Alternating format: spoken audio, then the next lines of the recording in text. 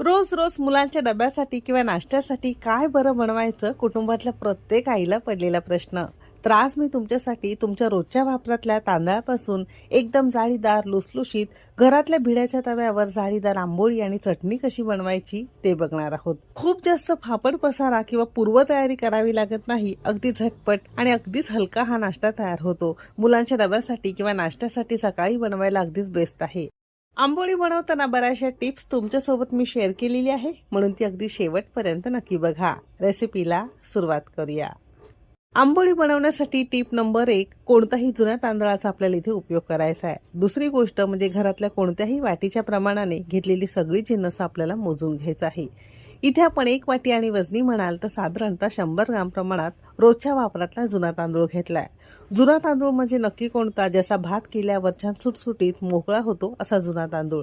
अगदी रेशनिंगचा तांदूळ घेतला तर